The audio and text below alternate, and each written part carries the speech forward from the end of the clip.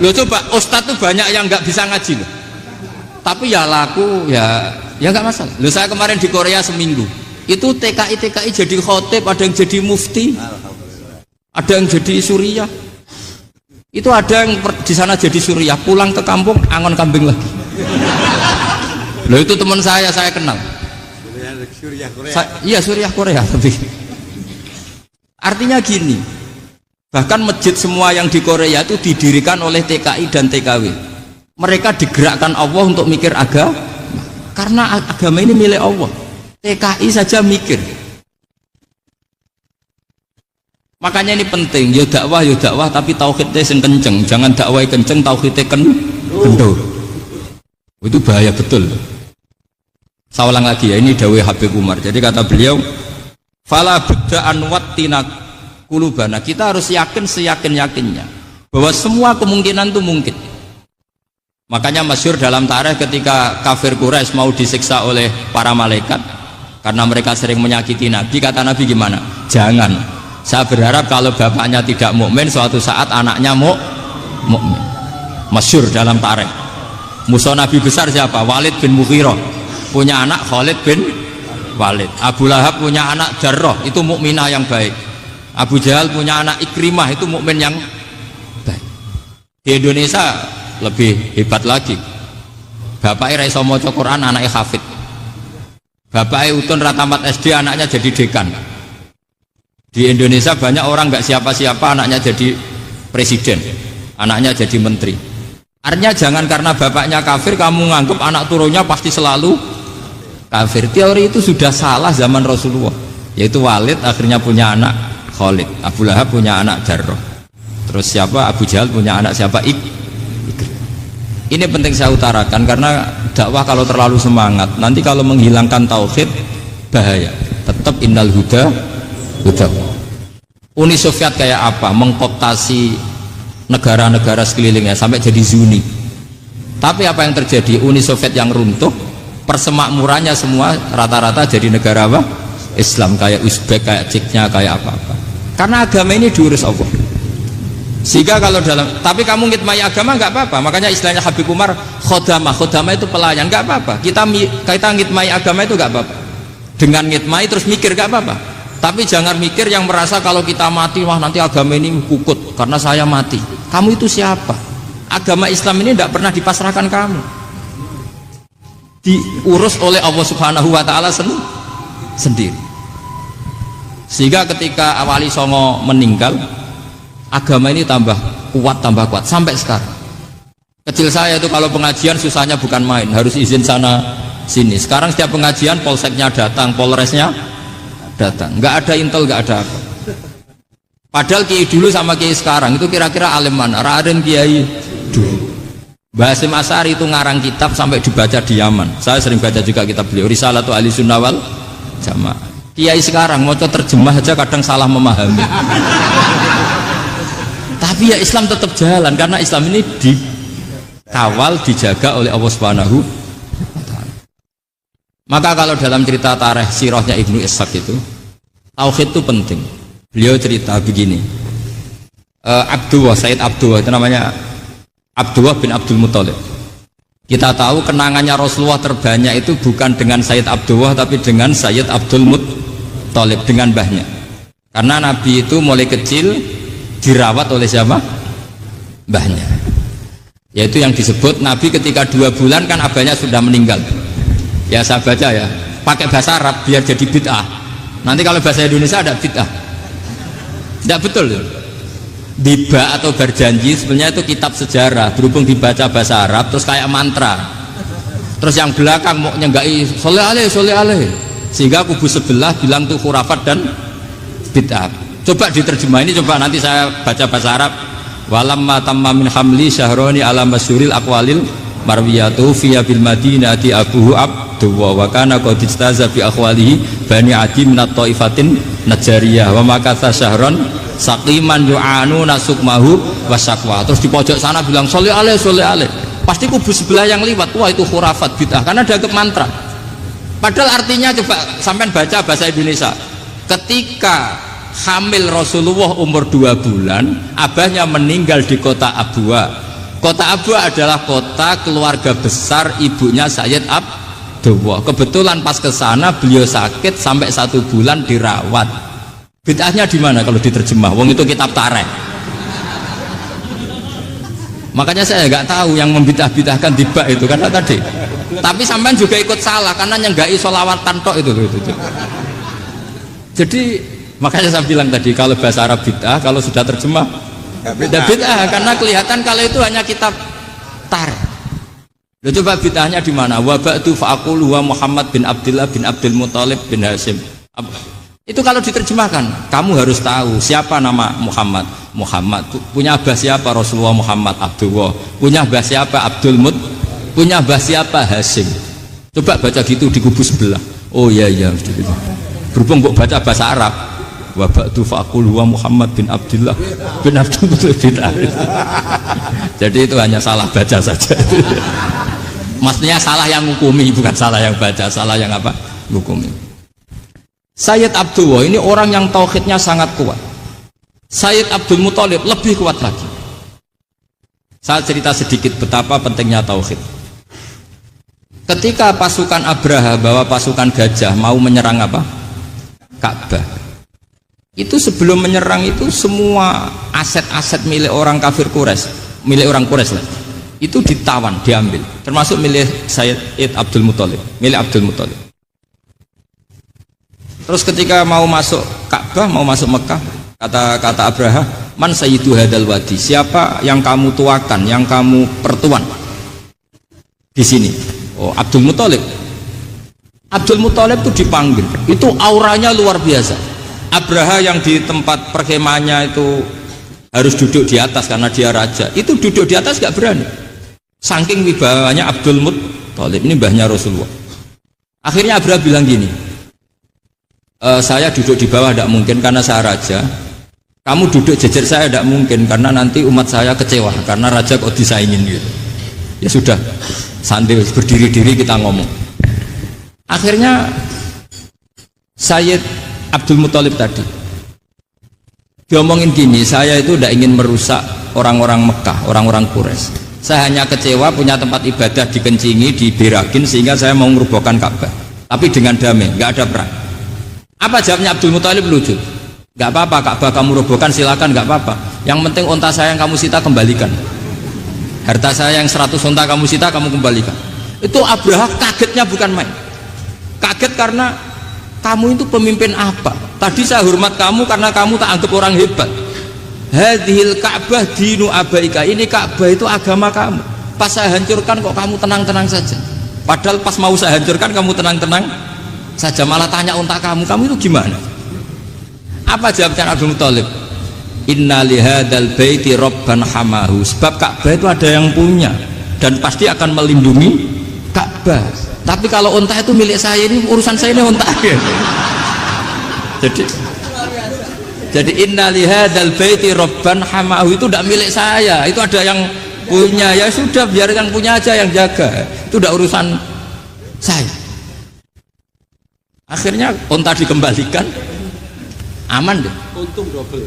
Terus akhirnya dia ke Ka'bah, fa'akhudha bi halaqatil bab, karena dulu apa itu halaqatil bab, karena dulu itu yang dipakai apa itu pegangan itu bentuknya apa, bulat, makanya diistilahkan halaqah apa, bulat. Kalau sekarang halaqah ilmiah itu seminar, tidak halaqah itu buruhi lain lagi. Ya. Pegang terus bilang gini, kata Abdul Muthalib, ya Allah, Ka'bah ini mau dihancurkan oleh Abraha. Ka'bah ini milik kamu. Saya mau ke gunung, mau melihat apa yang kau lakukan terhadap orang yang mau merusak Ka'bah. Terus Abdul Muthalib bilang ke umatnya, wa ya qaumi, ayo kita ke gunung melihat ma fa'ala rabbuna. Apa yang akan dilakukan Tuhan kita terhadap orang yang mau menghancurkan Ka'bah. Jadi santai saja. Santai. Terus Abdul Muthalib naik gunung sama orang-orang Quraisy. Abraha datang mau merusak Ka'bah, terus terjadi alam taro kaifa fa'ala rabbuka bi ashabil fil. Itu melihat. Dan betul Ka'bah dijaga Allah. Islam juga gitu. Ketika Islam dikooptasi Uni Soviet, semua ulama, semua wali perasaannya hanya nunggu kehancuran Uni Soviet karena pasti agama ini dijaga Allah. Saya setiap sholat, setiap munajat ketika baca Rabbana lakal hamdu bil samawati wa mil'ul ardi. Dulu saya iskal itu janggal. Ya Allah, engkau zat yang layak dipuji, yang pujian itu memenuhi langit dan bumi. Pikiran saya kalau bumi ateis itu mujinya kayak apa? Tapi masya Allah ketika saya datang di Korea, bumi ateis, ternyata di sana banyak masjid, banyak tasbih, bahkan ada sakduna di sana. Karena Allah sudah ngendikan lakal hamdu mil'us samawati wa mil'ul ardi. Dan sekarang nyata, semua bumi ateis, bumi apa saja, ada tasbihnya, ada tahmidnya. Makanya sadaqallahul adzim ketika ngendikan sanurihim ayatina fil afaq walladzi arsala rasulahu bil huda dinil haqqi liyuzhirahu 'alad dini kulli. Makanya saya mohon sekali bahwa agama ini harus kamu khidmah, tapi enggak boleh kamu pikir. Atau dibaliklah, khidmah maka memikir. Tapi tidak usah GR bahwa agama ini diserahkan sampean. Saya juga gak ridho. Agama kok diurus orang-orang kayak gini, kayak apa nasibnya? Jadi ini penting, karena rata-rata kiai alim itu tidak jelas. Terus oleh orang-orang yang nggak pernah ngaji itu, wah ini nggak jelas, nggak tegas. Islam itu harus tegas. Maksudnya tegas itu kayak apa? Tegas itu di wilayah kita. Kalau istri kamu mau diperkosa orang itu boleh tegas, itu wilayah kamu. Tapi kalau hidayat itu wilayahnya Allah Subhanahu wa Ta'ala, kita tidak pernah tahu. Bahkan yang sudah Islam saja, nyuwun sewu, itu nggak ada jaminan mati husnul khotimah. Kita tahu dalam sejarah Sa'labah itu dapat gelar hamamatul masjid, merpatinya masjid. Tapi kita tahu akhirnya Sa'labah itu apa? Su'ul khotimah. Sampai dalam Islam selalu diajarkan ya muqallibal qulub tsabbit qalbi ala din. Jadi kalau kita sendiri saja masih ingin selalu husnul khotimah, agak ada ruang untuk mudah menvonis orang lain. Makanya saya salut sekali ketika Habib Umar menulis kita semua ini mengkhidmati hadal kaun dan selalu berharap bisa saja suatu saat orang yang sedang kafir bisa saja suatu saat muslim. Nah soal kalau yang sama yang harbi menyerang kita ya tarung. Kalau artinya kalau yang merangi kita ya kita wajib perang, kalau enggak ya habis kita. Seperti kita lakukan ketika diserang Belanda. Tapi ketika mereka musta'man, dhimmi, mu'ahad, orang-orang kafir yang mau berdamai dengan kita ya kita damai. Sebagaimana yang dilakukan Rasulullah SAW ketika berdamai dengan kafir Quraisy yang dipimpin Suhail bin Amr. Masyhur itu dalam tarikh. Singkat cerita kan Sayyidina Ali ini pernah konflik sama orang Khawarij. Kata Sayyidina Ali, ya sudah lah, namanya kita musuhan, kita tidak usah ketemu, pakai mediator, kata Sayyidina Ali. Kata orang Khawarij, ini apa-apaan kok butuh mediator? Nggak ada Qur'annya, ada hadisnya. Kira-kira kalau Pak Sayyidina Ali orang Jawa, nggak ada apa tidak tahu. Walhasil Sayyidina Ali akhirnya baca ayat, wa in khiftum shiqaqa bainihima fab'atsu hakaman min ahli wa hakaman min ahliya. Jika suami istri tengah konflik, maka yang keluarga suami kirim mediator, yang keluarga perempuan juga kirim. Terus kata Sayyidina Ali, wa amru ummati Muhammad a'dhamu min amri rajulin wa imra'atin. Kalau suami istri saja ketika konflik butuh mediator, apalagi ini kelompok besar pasti lebih butuh mediator. Akhirnya lalu mediatornya siapa? Kata Sayyidina Ali, ya siapa saja yang penting baik.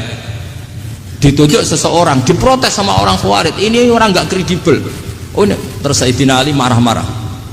Rasulullah itu pernah berdamai dengan orang, bahkan orang itu kafir, yaitu Sulhul Hudaybiyah. Nabi itu berdamai dengan orang yang bernama Suhail bin Amr ketika itu kafir. Makanya ini menunjukkan bahwa musolahah ma'al kufar itu boleh demi kelangsungan bernegara, berbangsa. Kamu tidak usah meragukan reputasi NU. Ketika dulu kafirnya kafir harbi zaman Belanda, ya Mbah Hasim fatwa apa? Jihad. Jadi jangan kira tidak tegas. Kita tegas sekali, justru kita yang punya masa lalu tegas. Tapi kepada siapa dan dalam konteks apa? Paham ya? Terus ini penting sekali untuk dijernihkan. Ini saya baca berikutnya nanti. Tidak supaya tahqiq, saya syukur sekali, saya tadi sekaligus minta ijazah sama Habib Umar, dan memang saya ngaji ini lama sama teman-teman alumni Yaman, cuma belum pernah ketemu mu'alifnya. Tadi saya ketemu minta ijazah itu dan beliau senang sekali, bahkan sempat bikin tulisan di kitab saya ini. Sama tidak perlu baca, karena kalau bisa ya biasa, kalau tidak bisa malu ya sudah, tidak usah baca sudah. Terus ini kata beliau, ini masih saya teruskan. Nahnu min hadhil intilaqah naktasibu thabatana wa quwwata yaqinina wa illa fa fil ardi mu'aridun wa muntaqidun wa mukhalifun min akhyarin wa asrarin sholihin wa fasikin muslimin wa kuffar.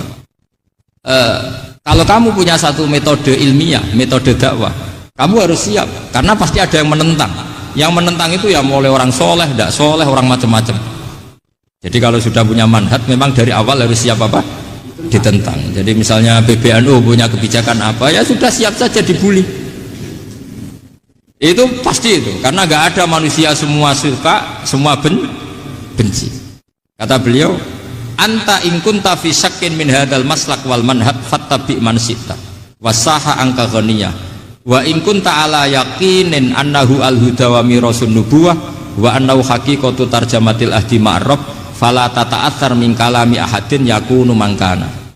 Jadi intinya kita mengawal Islam secara rahmatan lil alamin itu justru kita berharap menjadi simpatik dan menjadikan mereka menjadi napa Islam. Jangan ketika simpatik dianggap gak tegas.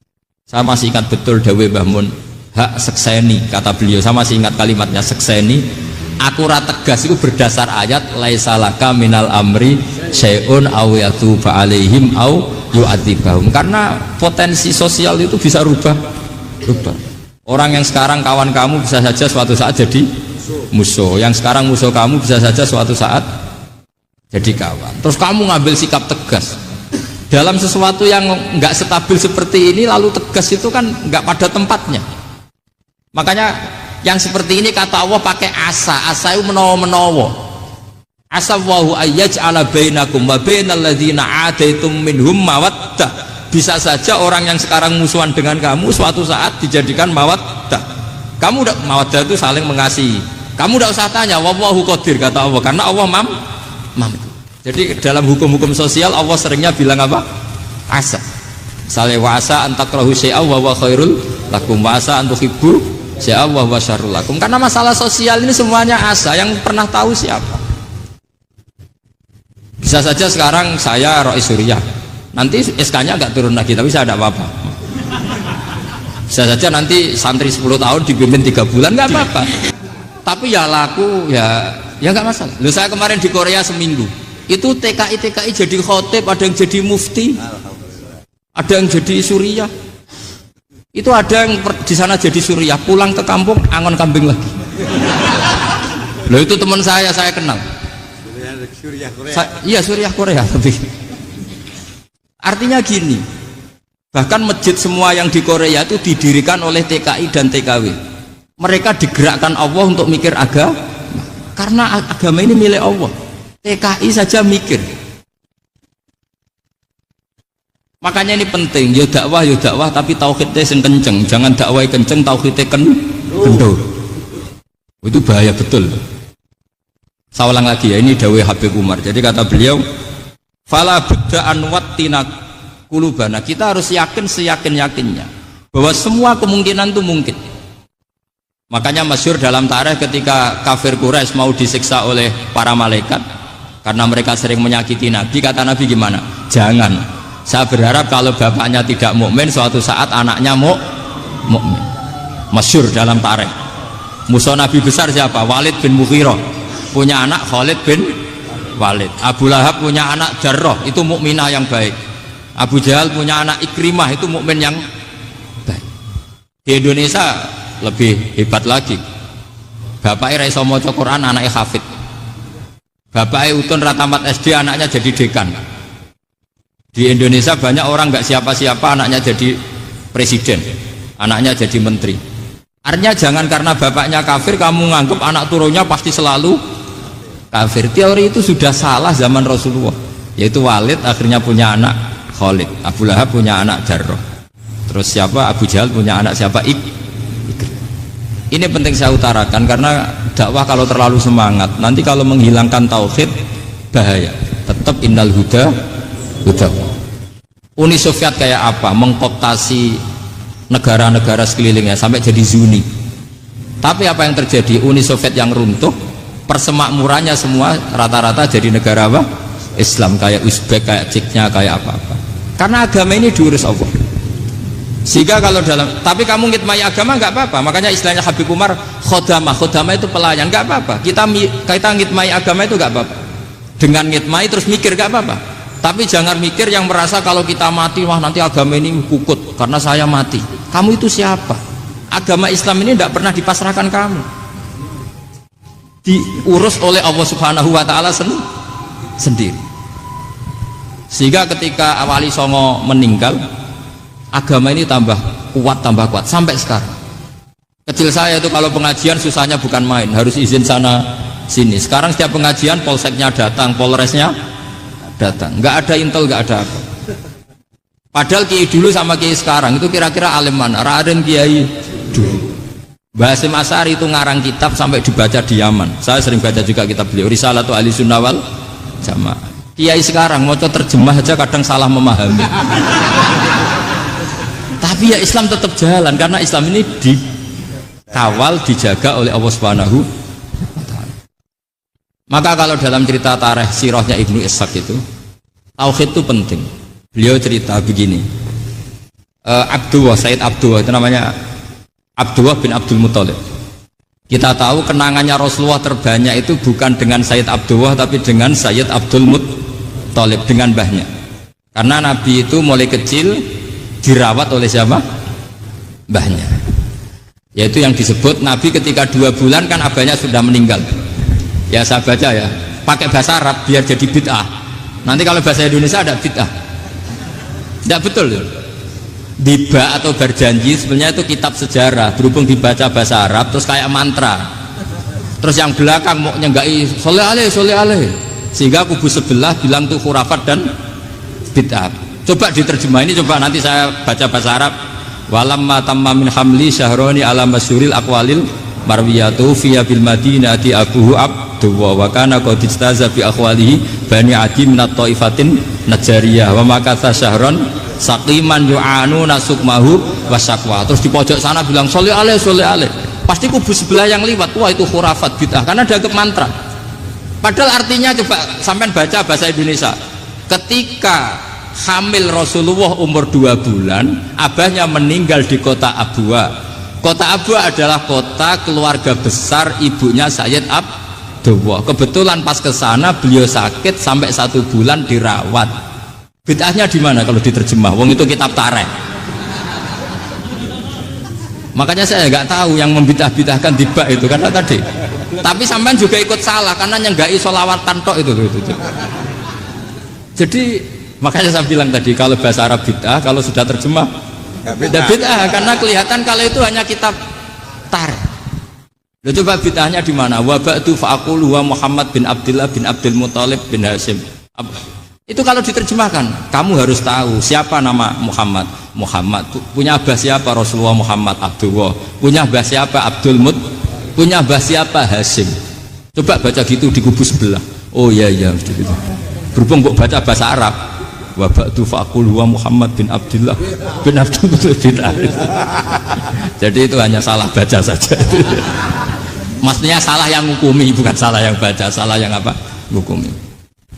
Sayyid Abdullah ini orang yang tauhidnya sangat kuat. Sayyid Abdul Muthalib lebih kuat lagi. Saya cerita sedikit betapa pentingnya tauhid. Ketika pasukan Abraha bawa pasukan gajah mau menyerang apa? Ka'bah. Itu sebelum menyerang itu semua aset-aset milik orang kafir Quraisy, milik orang Quraisy lah, itu ditawan, diambil, termasuk milik Sayyid Abdul Muthalib, milik Abdul Muthalib. Terus ketika mau masuk Ka'bah, mau masuk Mekah, kata Abraha, man sayyidu hadal wadi, siapa yang kamu tuakan, yang kamu pertuan di sini? Oh, Abdul Muthalib. Abdul Muthalib itu dipanggil, itu auranya luar biasa. Abraha yang di tempat perkemahannya itu harus duduk di atas karena dia raja, itu duduk di atas gak berani, saking wibawanya Abdul Muthalib. Ini mbahnya Rasulullah. Akhirnya Abraha bilang gini, saya duduk di bawah tidak mungkin karena saya raja. Kamu duduk jejer saya tidak mungkin karena nanti umat saya kecewa karena raja kok disaingin gitu. Ya sudah, santai berdiri-diri kita ngomong. Akhirnya Sayyid Abdul Muthalib tadi diomongin gini, saya itu tidak ingin merusak orang-orang Mekah, orang-orang Quraisy. Saya hanya kecewa punya tempat ibadah dikencingi, diberakin sehingga saya mau merubuhkan Ka'bah. Tapi dengan damai, nggak ada perang. Apa jawabnya Abdul Muthalib? Lucu. Nggak apa-apa, Ka'bah kamu robohkan silakan, nggak apa-apa. Yang penting unta saya yang kamu sita kembalikan. Harta saya yang 100 unta kamu sita kamu kembalikan. Itu Abraha kagetnya bukan main. Kaget karena kamu itu pemimpin apa? Tadi saya hormat kamu karena kamu tak anggap orang hebat. Hadhil Ka'bah dinu abaika. Ini Ka'bah itu agama kamu. Pas saya hancurkan kok kamu tenang-tenang saja. Padahal pas mau saya hancurkan kamu tenang-tenang saja, malah tanya unta kamu itu gimana? Apa jawabnya Abdul Muthalib? Inna lihadal baiti robban hamahu. Sebab Ka'bah itu ada yang punya dan pasti akan melindungi Ka'bah. Tapi kalau unta itu milik saya, ini urusan saya, ini unta.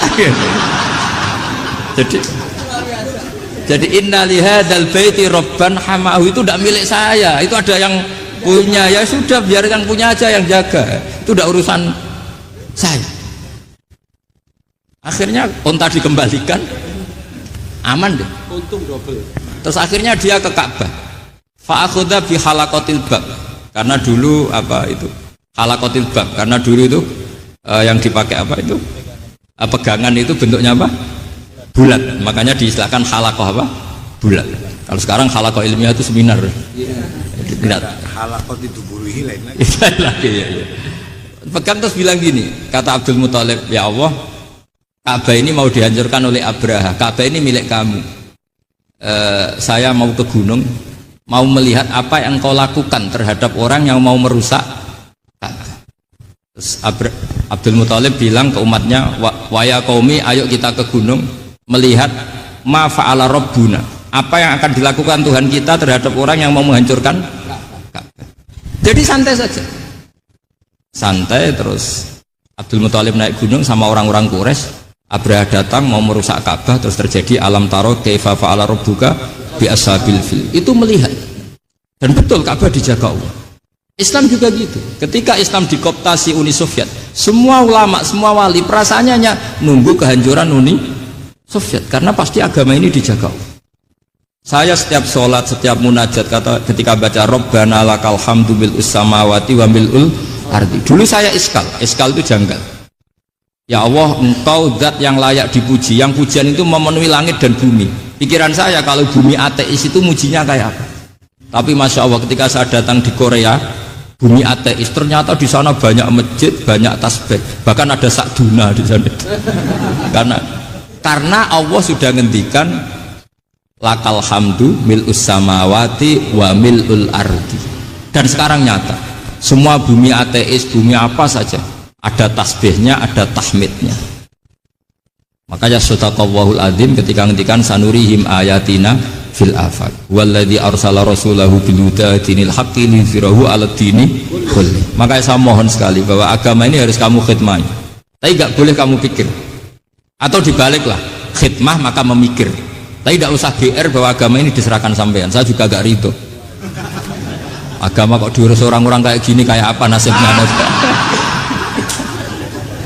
Jadi ini penting, karena rata-rata kiai alim itu tidak jelas. Terus oleh orang-orang yang nggak pernah ngaji itu, wah ini nggak jelas, nggak tegas.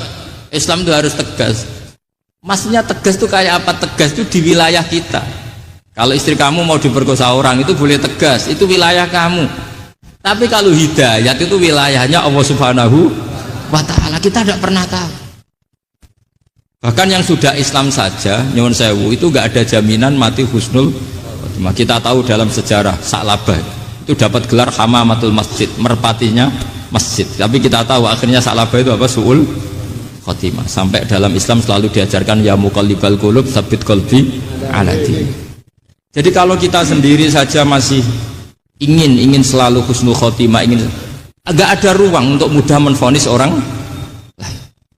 Makanya saya salut sekali ketika Habib Umar menulis kita semua ini mengkhidmai hadal kaun, dan selalu berharap bisa saja suatu saat orang yang sedang kafir bisa saja suatu saat muslim.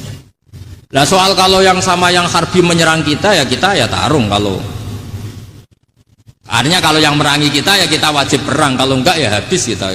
Seperti kita lakukan ketika diserang Belanda. Tapi ketika mereka musta'man, dhimmi, mu'ahad, orang-orang kafir yang mau berdamai dengan kita ya kita damai.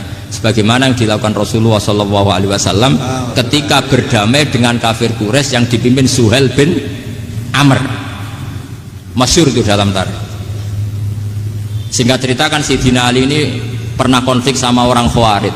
Kata Sayyidina Ali, ya sudah lah, namanya kita musuhan, kita tidak usah ketemu, pakai mediator, kata Sayyidina Ali. Kata orang Khawarij, ini apa-apaan kok butuh mediator, nggak ada Qur'annya, ada hadisnya. Kira-kira kalau Pak Sayyidina Ali orang Jawa, nggak ada apa tidak tahu. Walhasil Sayyidina Ali akhirnya baca ayat, wa in khiftum shiqaqa bainihima fab'atsu hakaman min ahli wa hakaman min ahliya. Jika suami istri tengah konflik, maka yang keluarga suami kirim mediator, yang keluarga perempuan juga kirim. Terus kata Sayyidina Ali, wa amru ummati Muhammad a'dhamu min amri rajulin wa imra'atin. Kalau suami istri saja ketika konflik butuh mediator, apalagi ini kelompok besar pasti lebih butuh mediator. Akhirnya lalu mediatornya siapa? Kata Sayyidina Ali, ya siapa saja yang penting baik. Ditunjuk seseorang, diprotes sama orang Khawarij, ini orang nggak kredibel. Oh ini, terus Sayyidina Ali marah-marah. Rasulullah itu pernah berdamai dengan orang, bahkan orang itu kafir, yaitu Sulhul Hudaybiyah. Nabi itu berdamai dengan orang yang bernama Suhail bin Amr ketika itu kafir. Makanya ini menunjukkan bahwa musolahah ma'al kufar itu boleh demi kelangsungan bernegara, berbangsa. Kamu tidak usah meragukan reputasi NU. Ketika dulu kafirnya kafir harbi zaman Belanda, ya Mbah Hasim fatwa apa? Jihad. Jadi jangan kira tidak tegas, kita tegas sekali, justru kita yang punya masa lalu tegas. Tapi kepada siapa dan dalam konteks apa? Paham ya? Terus ini penting sekali untuk dijernihkan. Ini saya baca berikutnya nanti, tidak supaya tahqiq saya syukur sekali, saya tadi sekaligus minta ijazah sama Habib Umar, dan memang saya ngaji ini lama sama teman-teman alumni Yaman, cuma belum pernah ketemu mu'alifnya.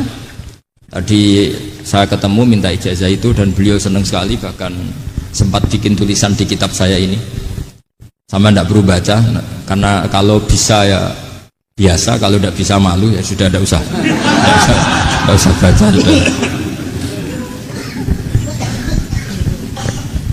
Terus ini kata beliau, ini masih saya teruskan. Nahnu min hadhil intilaqah naktasibu thabatana wa quwwata yaqinina wa illa fa fil ardi mu'aridun wa muntaqidun wa mukhalifun min akhyarin wa asyrarin sholihin wa fasikin muslimin wa kuffar. Kalau kamu punya satu metode ilmiah, metode dakwah, kamu harus siap, karena pasti ada yang menentang. Yang menentang itu ya mulai orang soleh, tidak soleh, orang macam-macam. Jadi kalau sudah punya manhaj, memang dari awal harus siap apa? Ditentang. Jadi misalnya PBNU punya kebijakan apa, ya sudah siap saja dibully. Itu pasti itu, karena nggak ada manusia semua suka, semua benci. Kata beliau, anta in kunta fi syakkin min hadzal maslak wal manhaj fattabi man syi'ta wasaha angka ghaniyah wa in kunta ala yaqinin annahu al huda wa mirasun nubuwah wa annahu haqiqatu tarjamatil ahdi ma'rab fala tata'athar min kalami ahadin yakunu mangkana. Jadi intinya kita mengawal Islam secara rahmatan lil alamin itu justru kita berharap menjadi simpatik dan menjadikan mereka menjadi napa Islam. Jangan ketika simpatik dianggap gak tegas. Saya masih ingat betul dawuh Mbah Mun, hak sekseni, kata beliau, saya masih ingat kalimatnya sekseni. Aku ra tegas itu berdasar ayat laisa laka minal amri syai'un aw yatuba alaihim aw yu'adzibahum, karena potensi sosial itu bisa rubah. Orang yang sekarang kawan kamu bisa saja suatu saat jadi musuh, yang sekarang musuh kamu bisa saja suatu saat jadi kawan. Terus kamu ngambil sikap tegas dalam sesuatu yang nggak stabil seperti ini, lalu tegas itu kan nggak pada tempatnya. Makanya yang seperti ini kata Allah pakai asa itu menawa-menawa. Asa wahu ayyaj'ala bainakum wa bainal ladzina ataitum minhum mawaddah Bisa saja orang yang sekarang musuhan dengan kamu suatu saat dijadikan mawaddah. Kamu udah mawaddah itu saling mengasihi. Kamu udah usah tanya, wallahu qadir kata Allah, karena Allah mampu. Jadi dalam hukum-hukum sosial Allah seringnya bilang apa? Asa. Misalnya wasa antakrahu syai'a wa huwa khairul lakum, wasa antuhibbu syai'a wa huwa syarrul lakum. Karena masalah sosial ini semuanya asa, yang pernah tahu siapa? Bisa saja sekarang saya Rois Suriah, nanti SK-nya nggak turun lagi, tapi saya tidak apa-apa. Bisa saja nanti santri 10 tahun dipimpin 3 bulan, nggak apa-apa. Beliau itu miring kemana, ala jambil aiman, kemudian madhab kiblat. Sebelum tidur beliau wudu, sebelum tidur lagi baca subhanallah 33 kali, alhamdulillah 33 kali, Allahu akbar 33 kali. Sebetulnya wiridan itu sanad paling kuat itu tentang mau tidur. Meskipun ada riwayat dibaca setelah apa? Sholat. Jadi makanya kita al-jamu bina riwayaten, habis sholat ya baca itu, mau tidur ya baca itu. Nah, sebetulnya habis sholat sama mau tidur itu ngeri mau tidur, karena ini kan pemanasan mati, pelatihan mati, karena satu kondisi yang ada sudah tidak bisa ikhtiar. Tapi kayak apa Rasulullah, justru kita kondisi yang nggak bisa ikhtiar itu pesannya Nabi apa? Kamu baca ini, in mutta kata Nabi, ada yang baca in mitta. Kalau mau berpikir potensi paling ngeri, bahaya paling ngeri adalah orang mau tidur, karena di situ kita tidak bisa apa-apa. Cara musuhmu mangkel beku ya karek nyembelih, cara bojomu mangkel beku ya karek ngobong, kok ini TV ini. Anda usah merasa tidak akan mengalami itu, ya insya Allah enggak itu. Tapi dengan melihat di TV semua potensi itu ada. Untuk aku turun yang kendaraan tangis-tangisnya akhirat. Takoi Gusti kalau mau akhirat mau kecelakaan. Nah, justru mau tidur itu Nabi itu unik, kelihatan bahwa ada nubuah, ada kenabian yang luar biasa. Kalau mau tidur ada nubuah, ada kenabian yang luar biasa. Kalau mau tidur itu ada wiridannya. Saya termasuk orang yang fanatik baca wiridan sebelum tidur. Jadi jangan kira kalau Selasa sholat jarang wiridan, tidak punya wiridan di tempat lain, itu sangat suudzon yang menyakiti. Saya punya cara sendiri untuk ingat Allah itu, terutama mau tidur. Sampai istri saya itu protes, Gus ini nak bersolat tahu mau nyekel tasbih Nabi tidur. Saya itu punya tasbih lupa jumlahnya, semuanya di kamar tidur.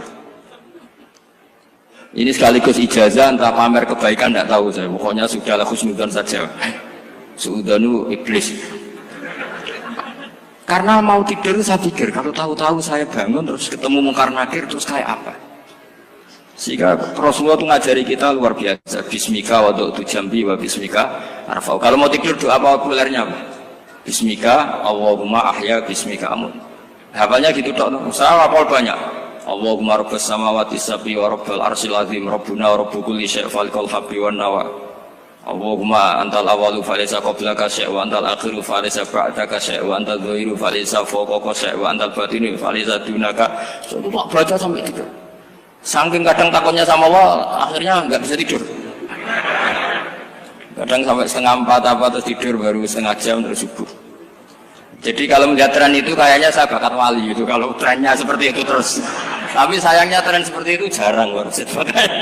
Makanya terus tidak jadi wali-wali gitu. Tapi saya ingatkan ke jenengan, sanad-sanad seperti ini tuh yang mungkin Anda lupa. Anda hanya ingat sanad misalnya ya Mu'ad, inni uhibbuka faqul dubura kulli sholatin atau fala tad'anna dubura kulli sholatin Allahumma inni ala dzikrika wa syukrika. Kamu lupa bahwa saat paling krusial dalam hidup Anda itu tidur. Sehingga disebut wa min ayatihi manamukum billaili wan. Itu dari segi krusial gawat darurat, setiap saat Anda bisa mati. Belum urgensinya tidur untuk melawan maksiat.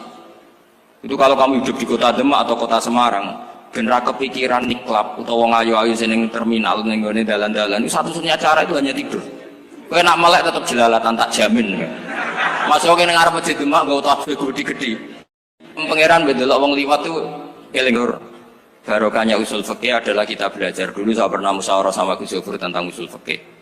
Usul fikih itu ada makalah, mubah itu tidak ada. Sebagian ulama berpendapat mubah itu tidak ada. Karena setiap mubah saat itu Anda pasti meninggalkan keharaman. Itsma min mubahin illa wa yatahaqqaqu bihi tarku haramimma. Tidak ada kemubahan kecuali saat itu kamu meninggalkan keharaman. Anda tidur, berarti Anda taroktal maksiat. Anda tidur berarti Anda meninggalkan maksiat. nggak nyolong, nggak dugem, nggak zina, nggak maling, nggak ngerasani orang. Jadi tidur itu anggap saja, ya Rob, ya Allah saya mau tidur. Tidur itu ibaratun antarkil ma'asi. Jadi malaikat roket pate kandhani iki ra sekedar turu, ya kowe kudu ngerti iki ape ninggal maksiat. Hitung mulai saiki. Bismika Allahumma ya bismika. Namun ayo roket pate hitung, anggap ini kiat meninggalkan maksiat. Terus turun 6 jam, berarti tidak maksiat 6 jam. Meskipun akhirnya maksiat karena bangun jam 7. Artinya maksiat ra subuh gitu. Tapi betapa krusialnya ulama. Ulama lah yang mengajarkan kita tidur itu rohatan lil abdan, untuk istirahat. Kita pulih lagi, bisa kerja lagi. Pak Bupati bisa ngantor lagi, Pak Kapolsek, Kapolres bisa ngantor lagi. Semuanya aktivitas tentara bisa ngantor lagi. Memulihkan kekuatan itu ibadah. Meninggalkan maksiat karena tidur juga ibadah. Tidur saja ibadah. Ini barokatnya umatnya Rasulullah Shallallahu Alaihi Wasallam. Senyaman itu.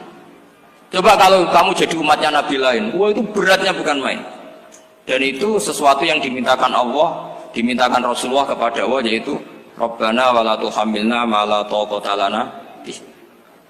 Termasuk la tahmil alaina isron kama hamaltahu 'alal ladzina min qablina. Jangan bebankan ke umat kami sesuatu yang seperti engkau bebankan pada umat dulu. Umat dulu itu kalau mau tobat, kayak umatnya Nabi Musa pernah nyembah anak sapi, itu yang pernah nyembah tobatnya dibunuh. Liyabtulal bari'u minkum al mujrima, yang terbebas dari menyembah anak sapi disuruh bunuh yang pernah menyembah anak sapi. Fatubu ila bari'ikum faqtulu anfusakum. Mau beratnya kayak apa? Kalau orang sekarang tobat cukup soal Pak Rosid salami tembel 100.000, dipandu caranya tobat diwari istighfar. Nomor itu penting, nomor loro seneng kiai, seneng aku maksudnya kalimatnya jelas. Itu sudah. Pokoknya jelas nggak usah dibunuh, nggak usah apa? Gak usah apa? Dibunuh. Sehingga tidurnya umatnya Rasulullah itu luar biasa, terutama tidurnya orang puasa. Tidurnya tasbih, tidurnya ulama juga tasbih. Karena dengan tidur itu kita tahu alamat kematian. Di mana kita masih di dunia saja punya kondisi di mana kita tidak bisa menentukan diri kita sendiri. Dan itu awal dari kita mengimani la haula wala quwata illa billah. Segagai koyok ngono ternyata ada kondisi di mana kita tidak bisa mengendalikan diri kita sendiri. Makanya disebut wa min ayatihi manamukum billaili wan nahar. Yang bisa menganalisis itu siapa? Ya ulama. Ulama kok tahu karena punya sanad musalsal ila Rasulillah sallallahu alaihi wasallam. Sehingga uniknya kenapa tidur itu sakral? Coba semua nabi di antara wahyunya itu lewat apa? Semua nabi di antara wahyunya lewat apa? Tidur, lewat mimpi. Inni arafil manami anni atfahuka fangzur madza tar. Maka mimpi ini harus dikelola secara baik, yaitu kalau kamu mau tidur, wudu dulu, baca tasbih, terus tinggalkan semua dunia, anggap saja ini pemanasan kematian. Itu insya Allah mimpinya sip pokoknya. Paling dikejar-kejar dajjal kecemplung kali, insya Allah. Tapi kalau kamu tidur gak wudu, raiso turu terus raiso turu mangan siku. Raiso turu terus raiso turu mangan sik ben wareg ben iso turu. Insyaallah dikejar dajjal kecekel. Akhirnya ngelindur gak karu-karuan karena tadi. Nah, sanad seperti itu yang punya siapa? Hanya ulama. Ada lagi satu contoh, ini sudah hampir 20 menit, Pak. Itu saya pernah ngaji Durarul Kalami Syafi'i, mutiara-mutiara ngendikan Imam Syafi'i. Itu ulama itu mesti ngendikan itu unik. Tadi saya sudah cocokkan sama Bupati, tak tanya, Pak Bupati saya ini punya ilmu dari Bapak, mungkin pas untuk jenengan pakai. Kata Bapak, urip itu podo ya, ngadepi konco, mbek musuh itu podo ya, malah kadang ribet konco. Dulu saya itu iskal itu janggal. Tapi setelah ngaji Durarul Kalami Syafi'i yang ada di Muqaddimah kitab Majmu', Muqaddimah Syarhul Mu'adzab Imam Nawawi, Imam Syafi'i ngendikan gini, man ahsana ilaika faqad qayyadaka. Wong ngapiki kowe nyancang kowe. Pak Ros itu apian mbak aku. Karena sarang sowan mampir, gayane apian, jebule nyancang. Awas nak tekoni iki Mas. Itu faqat qayyadaka, nyancang kowe. Tapi waman asaa ilaika faqat atlaqaka. Wong sing eleki kowe iku penak bebasno kowe. Kowe tau diutangi wong kancamu ta musuhmu. Sing biasa utang kowe lho. Kanca. Kowe numpak mobil ketemu musuh enak ra usah nawani, nek ketemu kanca monggo bareng. Sing ngel-ngelo kowe kanca atau musuh? Artinya gini, konco ya barokah, nggo perjuangan, musuh ya barokah mergo ora tau utang. Jadi segampang itu ulama melihat kehidupan itu. Man ahsana ilaika faqad qayyadaka wa man asaa ilaika faqad atlaqaka. Jadi akhirnya kita hidup tuh berkah terus. Di konco ya enak kata Solo, di konco Gus Zofur, nak kalau buatan sakit fikih musyawarah, ora iso tasawuf musyawarah. Di konco Pak Rosid, konco rai sederhana. Pokoknya duit. Tadi kurang contoh. Kalau rai Arab kan nggak sederhana, Pak. Wajahnya mewah terus. Ekonominya juga sederhana. Saya sama Rosid sama-sama gak kaya. Jadi ada yang nyontohkan kan Gus Zofur sama Gus Baknya ngebis. Memang saya sering sama Gus Zofur ngebis sampai sekarang masih. Bukan karena miskin yang jelas itu pilihan itu. Jadi ulama itu segampang itu melihat kehidupan. Saya termasuk kiai muda yang nggak takut mati, bukan karena yakin di surga gitu, karena saya sering baca berdoa. Allahumma ya Allah, kata Rasulullah, kamu harus berdoa ya Allah, ij'alil hayata ziyadatan li fi kulli khairin wal mauta rohatan li min kulli syarrin. Mungkin sekarang kita ada zina, mungkin sekarang kita ada korupsi, mungkin sekarang kita ada maling, tapi potensi itu tetap ada. Yang bisa ngakhiri itu apa? Kematian. Maka anggap saja kematian itu rohatan li min kulli syarrin, semua mengakhiri semua keburukan. Kayak apa Rasulullah memandang kehidupan? Kalau kamu masih hidup, anggap saja ziyadatan li fi kulli khairin. Saya gara-gara hidup saudaranya kersane Pak Rosid ngaji di sini. Ikhlas Pak Rosid itu sangat ikhlas. Saudaranya senior kula dipaksa nggih gelem, diintimidasi nggih gelem. Wah itu barokah. Nanti setelah saya mau mati, saya juga akan ridho-ridho saja. Ya Allah, ini akhir dari segala potensi keburukan saya. Sehingga kiai NU, kiai alim, ada bajingan, tukang ngemel wong kok mati. Saya gitu Pak, niki saya gitu. Tanggane orang sing gelem muni saya. Kiai ini maksud, ayo Pak, muni saya Pak. Buatan saya ini tempuh, lan saya pun mati, pun buatan sakit nakal nih. Ya jenenge rohatan li min kulli syarrin. Kalau mayit ya rohatan lahu min kulli syarrin. Kayak apa sanad kita ke Rasulullah, kabeh itu dimana jadi ibadah. Al hayat ziyadah fi kulli khairin, al maut rohatan min kulli syarrin. Kenal Pak Rosid ya ibadah, apalagi kenal Gus Zofur ibadah, kenal Bupati ibadah, konco perjuangan. Kok kenal preman ya ibadah, konco latihan dakwah, anggapnya latihan ngelola rehab. Kenal polisi ibadah, jaga stabilitas nasional, kenal ABRI ibadah, jaga NKRI. Kenal orang nakal ibadah, dianggap pembina. Semua itu ibadah. Kayak apa ajaran agama ini? Semuanya baik-baik saja, tergantung niat. Tapi sanad ini siapa yang punya? Hanya ulama. Nah ulama itu siapa? Ya orang yang kamu ketemu. Dalam konteks ini Mbah Mun ngajari kita macam-macam. Mbah Mun ketemu orang siapa saja hormat. Saya kemarin bikin makalah untuk beliau, termasuk saya cerita dari riwayat Rasul akli ba'dal iman billah at-tawaddud ilan nas wastina'ul ma'ruf ila kulli barrin wa fajirin. Inti iman setelah akal menentukan kita iman kepada Allah, akal setelah mengantarkan logika iman kepada Allah, akal itu kita gunakan at-tawaddud ilan nas supaya kita bersikap simpatik dan melakukan kebaikan kepada siapa saja. Karena barokahnya kita simpatik, nak ngandani wong nggih gampang. Saya kita di kiai alim sundul langit sampean mbek tangga muwedhit, ketemu wong perengut, sing ape ngandel iku sapa? Sementara sing preman, ayo ngopi nggonku sik tenang ae. Sing kiai ini orang begawean ngene kopi kowe. Akhirnya sing preman sakhok di pengaruh, sing kiai ini bakhil gak duwe pengaruh. Itu tidak boleh kejadian seperti itu. Makanya ada riwayat wasqinaul ma'ruf ila kulli barrin wa fajirin. Terus kula suwun sanad-sanad seperti itu tidak boleh hilang. Saya itu kitabnya Bangun Al-Ulama Al-Mujaddid itu setengah hafal, sampai sekarang masih tak baca. Kalau mau tidur tak baca, bahkan di tas saya itu ada terus. Ya karena kalau saya di Jogja kangen Bangun baca itu, ketika beliau masih sugeng, apalagi sekarang. Karena jangan sampai saya ini punya fatwa yang mukhalif terhadap fatwanya Mbah Mun. Ini terutama warning sama santri sarang, nggak boleh. Terakhir itu Mbah Mun punya kecenderungan, punya pikiran kayak Yusuf Qaradawi. Ya potensi wajibnya zakat khodrowat fawakih.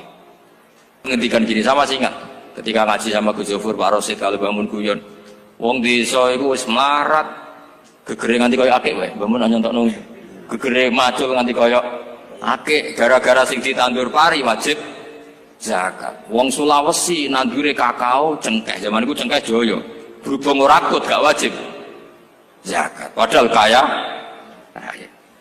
Jadi fenomena itu sering diutarakan beliau. Lama-lama beliau ngarang di Al-Ulama Al-Mujaddidun, beliau mengutip pendapat Ibnu Katsir, tentu di era modern kayak Yusuf Qaradawi. Sebenarnya Yusuf Qaradawi sendiri bukan mujtahid, dia ya muqallid juga. Kata Ibnu Katsir, wa mimma akhrajna lakum minal ard, yang harus dizakati adalah ma itu umum, apa saja yang keluar dari bumi. Maka kecenderungan Mbah Mun akhir-akhir itu bu yau fawaqih khudruwat itu dizakati. Tapi beliau tentu tidak ilzam ya, karena beliau sangat syafi'i. Tapi ini kan saran yang baik lah menurut saya. Apa susahnya sih jadi wong lomo gitu. Wong jadi wong medhit kok mbok bilo-bilo. Lah nek kowe takok takbirin ndi Gus, nak khudrawat fawaqih, melon, kakao, tebu wajib zakat. Takbire iku lomo iku apik, medhit iku elek, ngoten mawon.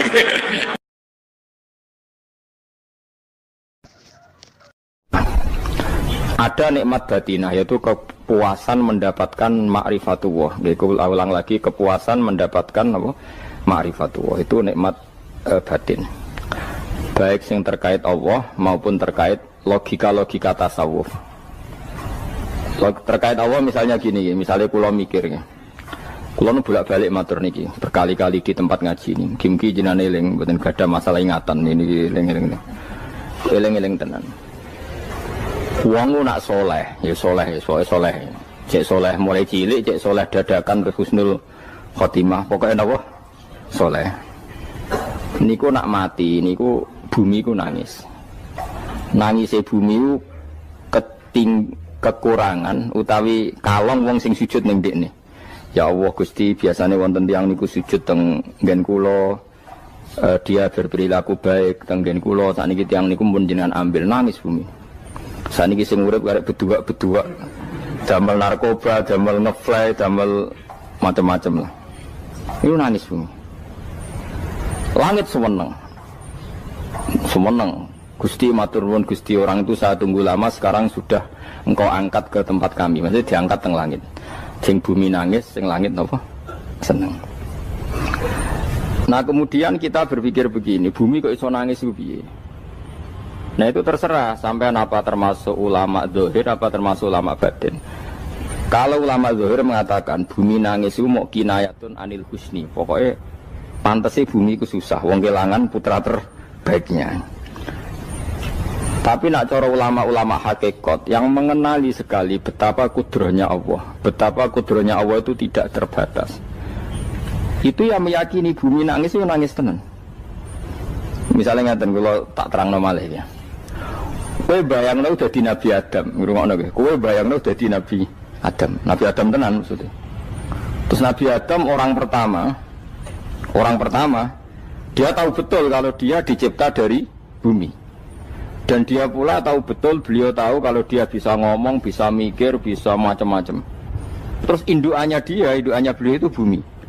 Mesti pikiran Nabi Adam, jangan-jangan bumi ini juga bisa berpikir kayak saya. Ini kan materi saya, karena saya dari bumi ini bisa ngomong, bisa melihat macam-macam. Terus bedanya apa menurut sobek napa? Umpama kowe dadi nabi napa? Adam, orang yang dekat sekali, qoribu ahdin, dekat sekali dengan kesaksian kudroh Allah. Gini ku dekne roh nak materine ke bumi, dan dia orang pertama yang urung lali kamane. Tapi ketika sudah ribuan orang, mungkin jutaan orang, lali, seakan-akan bumi itu tidak jenis dari kita. Bumi adalah hal yang berbeda dengan kita. Kita manusia berakal, bumi itu benda mati. Terus kowe katut wong goblok-goblok, bumi itu benda mati. Sajane ya rada kriminal wong Islam muni bumi itu benda mati. Enggak bisa berpikir, yang bisa berpikir hanya manusia. Itu kengawuran-kengawuran yang kita ciptakan sendiri, kita wariskan turun-temurun. Umpama kowe iku dadi ulama, ngomong ngono iku isin. Bumi kok nyekseni kue sujud, banyu nyekseni mbok pangan, mbok ombe kanggo sujud. Semua itu bersaksi tentang kita. Ya, lan sampean tanglet kula, cara melogika gimana? Begini, tawari cara gampang-gampangan ya. Tawarai tauhid sing kasyaf. Tauhid ini yang dawuh Sayyidina Ali lau kusifal khota'u mastatu yakinan. Umpama somben tutup-tutup iku dibuka, akulah imanku ora tambah mbek pangeran. Karena tren dunia dan akhirat sama. Zaman yang dunia ya Allah ala kulli saing kodin, kok zaman yang akhirat ya Allah ala kulli saing. Cara Sayyidina Ali, somben aku matilah imanku ora tambah meskipun aku ora swarga neraka. Lah kena nopo? Darah padha wae ning donya ya pertunjukan kudratullah, ning akhirat ya pertunjukan kudratullah. Jadi pikirannya Sayyidina Ali seperti itu. Saya kan lahir misalnya tahun 1970. Berarti mulai Nabi Adam itu saya kan nggak ada. Ngerti-ngerti ada. Saya mengira waktu zaman tidak ada itu panjang apa cepat? Cepat, karena kita tidak melalui itu. Ujuk-ujuk wujud. Kadang kalau mati ya wedi kan. Mau mati jebule kiamat 1 juta tahun kasih wopo nang kuburan. Masuk di Khalillah itu. Makanya aku ya ora roh, tak tinggal turu sakmono kan yo nglilir. Nang nglilir terus nang ndi terus. Apa mlaku-mlaku nang donya apa piye nak turu ya kok ngani ngoyo turu kok ribuan tahun lintas. Terus ya apa jajal? Sampeyan tak takoki, misale sampeyan ning kuburan iku apa? Apa ngadepi muka nakir tukaran terus itu keselen tukaran kok nopo ratusan ribu mungkin. Nah terus kita dilatih. Kata Sayyidina Ali gampang latihan seperti kata Sayyidina Ali apa gampang udah menjadi wong alim. Pada akhirnya kita ini aku zaman urip yo ora roh karepe, ngerti-ngerti urip, mati yo ora roh karepe. Pas mati sampean petangin yo ora roh karepe, pokoke wa matar sauna illa ayyasyallah. Makanya masyhur itu dia ketemu orang ateis. Dia orang ateis itu anti Tuhan, anti Tuhan maunya. Dia ditanya, lalu kamu hidup itu karena siapa? Ya enggak tahu hidup. Lalu kamu mati yang menentukan siapa? Ya enggak tahu, kalau tahu mati. Ya berarti Anda enggak bisa menentukan diri kamu sendiri.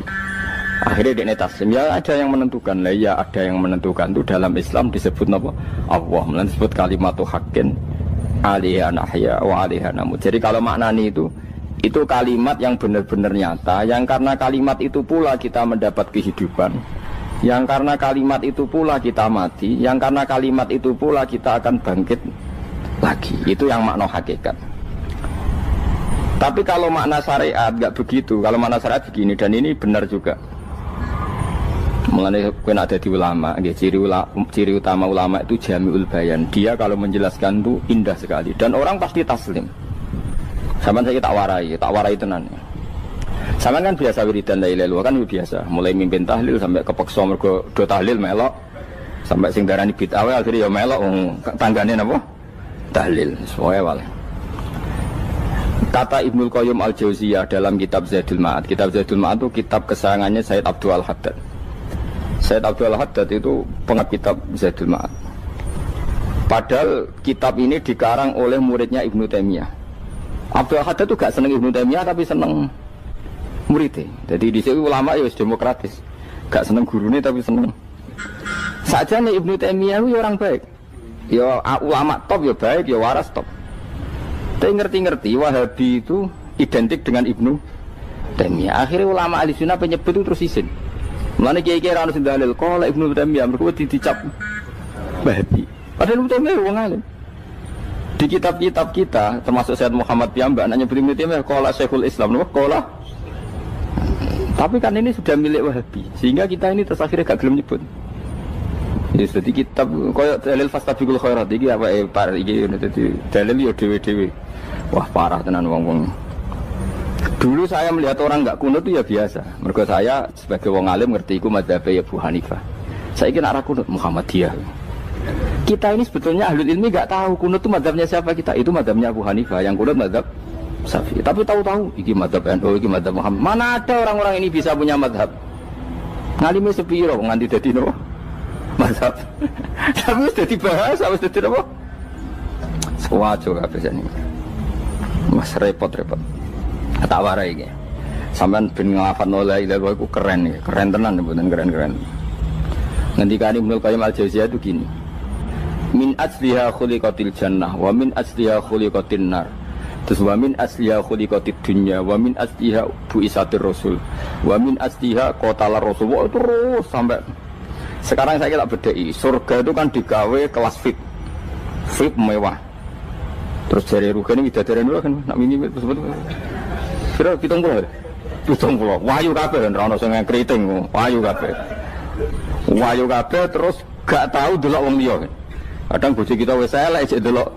Oh iya, widadari sifatnya maksuratun fil khiyam. Jadi gak tahu keluyuran ning ndi.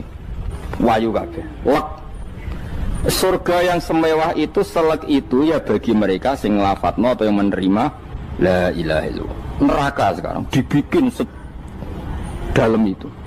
Jari Abu Hurairah neraka itu tes-tesane benda kamu jatuhkan ke neraka itu untuk sampai ke bawah itu nunggu 70 tahun. Kila 70.000 tahun. Dikena HP yang membuat ceblok neraka itu ceblok itu ngenteni 70 tahun. Betapa dalamnya ngentekno bego piro ya bayang misalnya. Oh itu kontraktor mana saja tidak sanggup itu disuruh ngeduk kedalaman neraka. Iku ya mau kanggo wong sing menolak la ilaha illallah. Jadi kalimat ini luar biasa. Swarga digawe bagi yang nerima, neraka digawe ya untuk yang menolak. Itu kalimat sing nak tahlilan turu iku lho. Iku kalimat sing nggo alasan Allah gawe swarga. Terus kalimat sing suwe-suwe sing lafadzno diarani bid'ah iku. Itu kalimat sesakral ini nasibnya akhir zaman itu entek. Gara-gara dilafadzno tahlilan tersangka jadi apa? Bid'ah. Dulu kalimat yang dipuja-puja penyebab surga dan neraka. Saiki kalimat itu tersangka. Mau perkara napa? Bid'ah. Wis aja melok-melok, kowe debat ya ora iso makili aku sebarno ya semua. Kok kowe terusno dalan tok. Dah.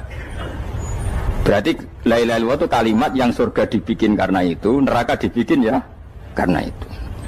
Kemudian Allah punya sunnah, lalu butuh pelatihan. Dikasihlah Allah gawe bumi. Piye manusia butuh latihan, dibikinlah bumi. Dan ini latihan ikrar la ilaha illallah dengan sadar, dibikinlah bumi, liyabluwakum terus dites. Wes digawe bumi, ono makanan, ono minuman, ono wong wayoh, ono pegatan macam-macam, ono diutang wis mbulet macam-macam. Gue ngetes, eling la ilaha apa eling utangi, eling la ilaha apa eling kasuse, pokoknya dites. Karena nggak fair kalau Allah bikin itu kemudian nggak dites, dibikinlah darul imtihan. Dunia itu bahasa Arabnya darul imtihan, tempat tes-tesan. Imtihan mana apa? Tes, liyabluwakum diuji. Wes diuji kita hidup. Artinya kita dihidupkannya pun oleh Allah demi tes-tesan la ilaha itu disebut kalimatu haqqin alaiha. Nah ya sebenarnya kita hidup pun ini untuk dites. Pada akhirnya la ilaha illallah apa enggak? Paham ya? Terus dites.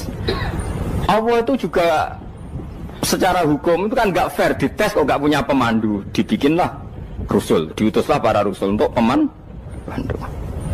Tes itu kan butuh seru. Mak pemandu tok ora ono musuhe kan enggak seru. Dibikinlah setan. Sajane sebagian kita sudah setan tapi ini ben seru. Lho ndak setan kan minal jinnati wan nas, rumangsamu setan sopo.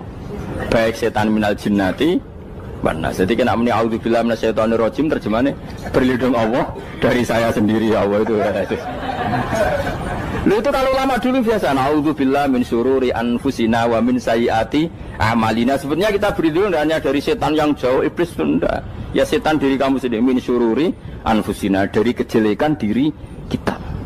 Ngomongnya do wujud, soalnya setan tuh makhluk gaib sing piye. Lah kowe iku sapa? Nganti kowe maksiat terus mergo akrab klop, roh mbek setan klop. Mulane terus maksiat. Dah. Allah ngutus pemandu yang ngecul setan ben fair. Napa? Fair. Jadi semua darul ibtila ini juga demi kalimat. Nah, makanya disebut kalimatu haqqin sing alaiha nahya. Kita hidup ya demi mendapatkan kalimat itu. Kita mati nanti ya demi kalimat itu, artinya mati ke neraka ya karena kalimat itu kita menolak atau mengabaikan. Masuk surga ya karena kalimat itu kita hormat, kita benar dalam memperlakukan kalimat itu. Berarti alaiha nahya wa alaiha nam. Terus wa alaiha nub'as karuan, kalau kamu termasuk minal aminin ya nub'as minas solihin, kalau minal kafirin ya nub'as minaz zalimin. Tapi semua desain dunia ini hanya demi kalimat la ilaha illallah Muhammadur Rasulullah. Nah ini kan penting. Bagaimana mungkin kemudian kalimat sesakral ini, sehebat ini, kemudian ada orang tahlil kamu tidur. Kok iso kula jangga kok iso ana wong turu. Misalnya kayak mangkel, kalau mangkel sing mimpin Gus, wira barbar. Bagaimana mungkin kalimat yang menyelamatkan Anda kemudian Anda anggap problem? Elek gak? Apalagi kamu anggap ini bid'ah. Nak cara kula oke lah, ndongakno mayit itu gak ono tuntunan Nabi. Tahlilan gak ono tuntunan. Tapi wis muni tok kono tok. Artinya menduk kono tok ora usah nyerang kalimah, enak kalimah tetap kalimah thayyibah. Soal kowe ra seneng sing tahlil, mergo tiga profesi lah iku wonge wae gedhinge aja geman. Ya saya misalnya, saya kadang tidak cocok sama mubalek karena kadang profesi. Tapi saya tidak pernah anti pengajian, bagaimanapun itu membawa syiar Islam. Tapi kalau mubalek kadang orang seneng, kadang takut untuk piro. Bareng sangoni sithik, kok sumpah mek transportasi ini. Lah ngono kok mbok senengi iku piye? Tapi kita terus gedeng keliru iku sing gawa syiar Islam.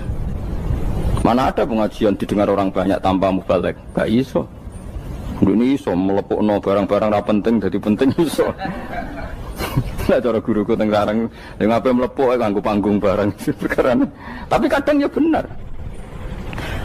Yang namanya mudin mubalek ya itu bisa benar bisa salah, tapi kamu gak boleh gedeng kalimatnya. Pilih kalimat itu kalimat hak. Nah, ini penting kalau utarakan. Sehingga zaman Nabi Sugeng ini rungokno tenan ngaji kula. Zaman Nabi Sugeng ada sahabat namanya itu Usamah bin Zaid. Ini sahabat kesayangannya Nabi, hibbu Rasulillah. Usama itu diutus Nabi perang. Ini dengerin nih, diutus perang. Pas perang itu si kafir tadi memenggal temannya. Ada yang tangannya putus, kakinya putus. Wah, seorang kafir ini sudah luar biasa. Bacok sana, bacok sini. Ketika terdesak oleh pasukan Usama, kebetulan Usama ini cakap ya, sama beberapa temannya orang Ansor. Orang kafir yang sudah kotoa arjulana wa kotoa aidiana, dia pas terdesak bilang la ilaha illallah. Terus sama Usama tetap ditusuk, dibunuh karena dia berpikir ini qolaha muta'awwidzan, dia melafadzkan kalimat itu hanya berlindung dari pembunuhan. Setelah dilaporkan Nabi itu marah besar. Nabi ngendikan kaifa anta ya Usama bila ilaha illallah idza ja'at bika yaumal qiyamah. Kowe nek ditakoki la ilaha illallah ku piye? Piye wis ngomong la ilaha illallah, tapi sampai ngomong ngoten sausé ngetoki tangan kula, maksudnya tangan kula tangan kelompok saya, kaki saya. Nabi tetap jawab kaifa bila ilaha illallah idza ja'at bika yaumal qiyamah. Pokoknya Nabi menyoal terus. Sampai menjadi fatwa ijma'nya fuqaha, siapapun yang melafadzkan la ilaha illallah harus kita terima meskipun qolaha muta'awwidzan, meskipun saat melakukan hanya cara zahir berlindung dari kematian, sehingga kita terima. Orang kafir yang 80 tahun kafir melafadzkan la ilaha illallah 1 menit menjadi mukmin. Sampai ada ayat kulil ladzina kafaru iyantahu yufar lahum ma qad salah. Ini kalimat yang sakral, bahkan kafir yang 80 tahun saja menjadi mukmin hanya karena melafadzkan la ilaha illallah. Mulane yang ngaji saya, yang seneng saya, jangan pernah kamu mengatakan ada bid'ah yang orang bisa jadi kafir. Bagaimana mungkin orang mukmin yang ke kuburan dan melafadzkan la ilaha illallah kamu katakan kafir? Padahal kalimat ini yang kafir 80 tahun saja menjadi mukmin. Saiki ana wong lafadzno la ilaha illallah mergo salah tempat pinggir patok mbok arani kafir. Kok aneh. Mungkin kafir 80 tahun udah jadi mukmin iki gara-gara ngafalno la ilaha illallah dadi kafir. Mergo mau salah tempat ning pinggir apa? Patok. Boyen ora cocok muni nganggur, wong sering ziarah ku nganggur. Nyatane ya tenan. Cara dene pegawai negeri ora sering ziarah. Nah iku tapi ora usah muni kafir gak mungkin lah. Coba kalimat ini itu orang kafir yang 80 tahun menjadi apa coba dengan melafadzkan kalimat ini? Mukmin kan? Berarti kalimat ini adalah kalimat penghilang kekafiran. Lalu karena dilafadzkan secara salah dianggap kafir. Hanya karena bid'ah itu tidak mungkin. Makanya sebetulnya Wahabi yang alim-alim itu tidak berpendapat demikian. Saya punya beberapa referensi Wahabi yang alim itu tidak pernah mengkafir-kafirkan orang karena perdebatannya seperti itu. Tapi saat ini wis kuwajo. Sebenarnya kalau orang alim itu ya mirip-mirip, entah Wahabi entah tidak mirip-mirip. Karena kalimat tadi. Wahabi itu kitab terbesarnya itu Ibnu Taimiyah. Ibnu Taimiyah itu punya murid Ibnu Qayyim Al-Jauziyah. Itu sampai sekarang saya lihat di fatwanya Ibnu Taimiyah itu begitu hormat sama orang-orang kita ini sama.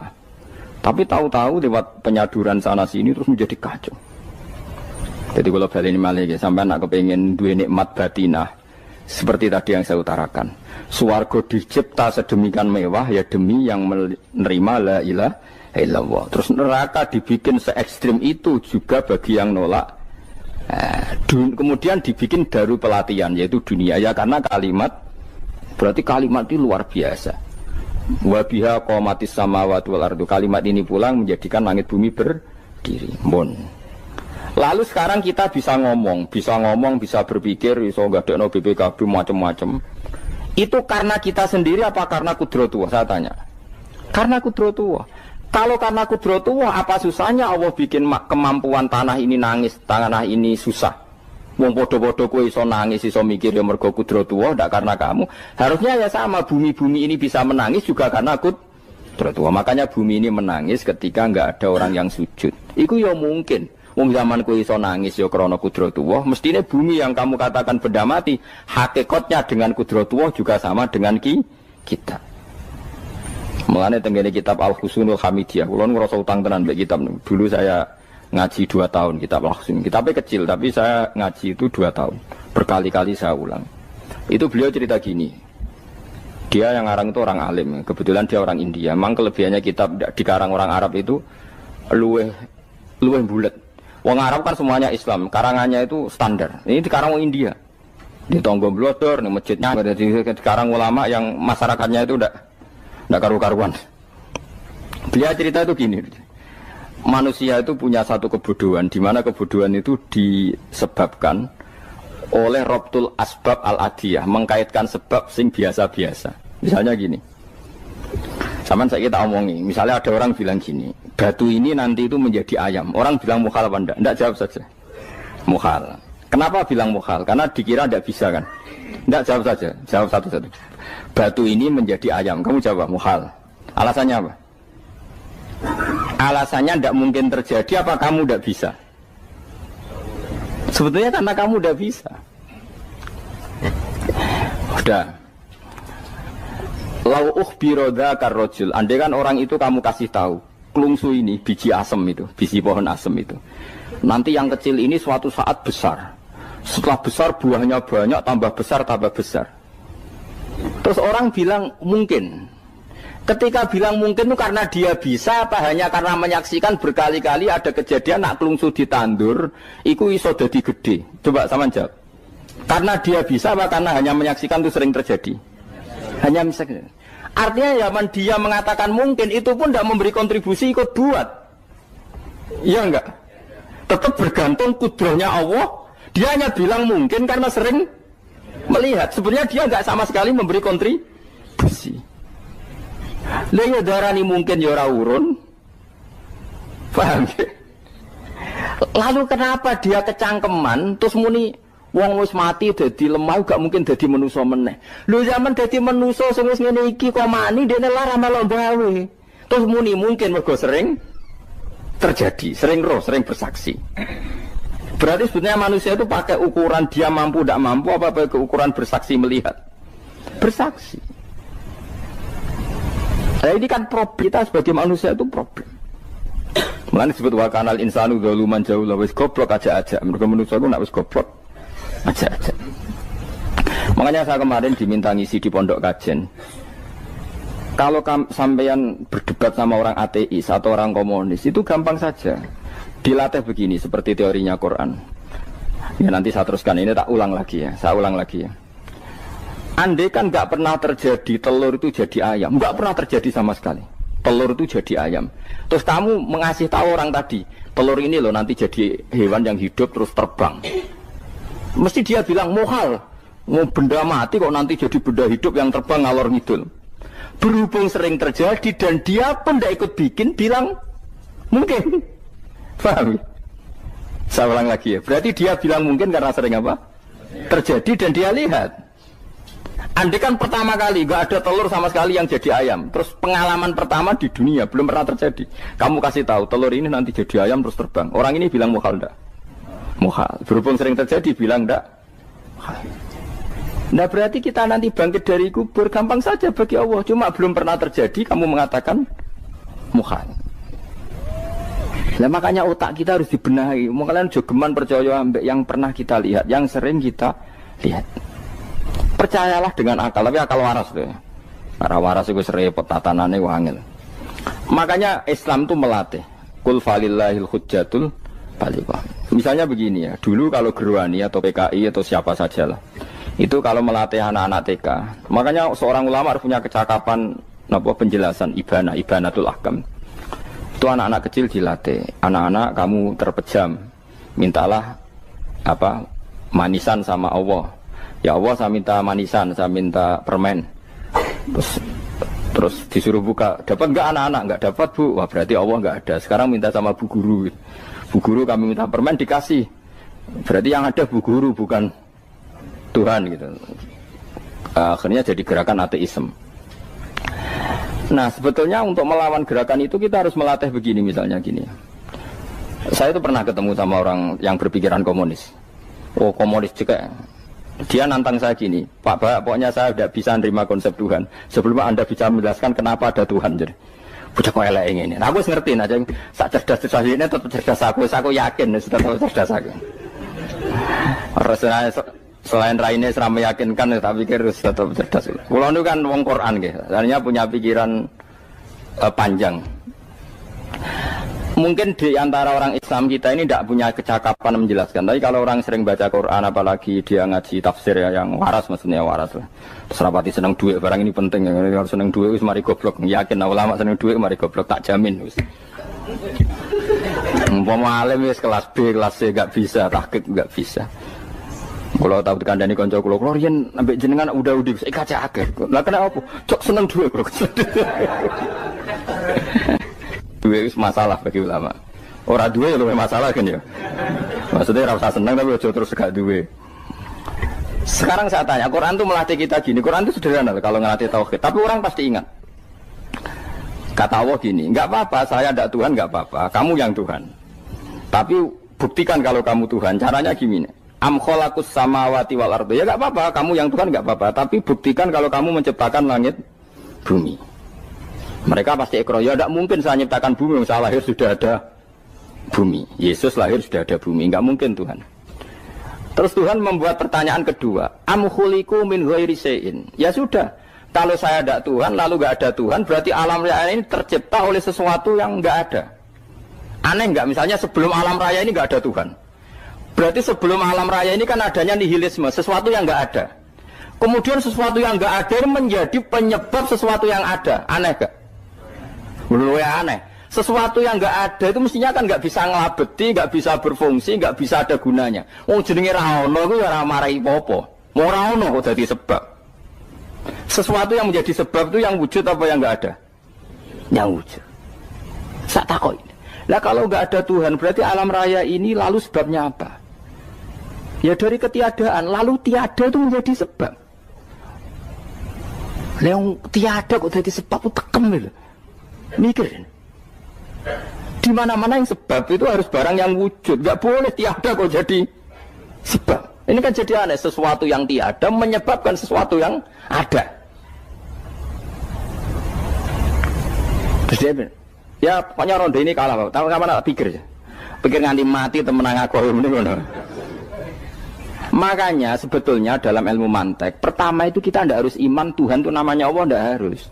Makanya pertama dikenalkan, sementing kenal Tuhan itu ada dulu. Disebut zat sing wajibil wujud, belum disebut namanya Allah. Allah itu disebut nama Islam, paham ya? Saya ulang lagi, Allah disebut itu nama Islam. Tapi kalau penemuan akal hanya sampai kita ini butuh zat sing wajibil wujud, sing menjadi penyebab semua alam raya ini. Di bahasa Arab disebut musabbibul asbab. Belum menyebut Allah musabbibul asbab.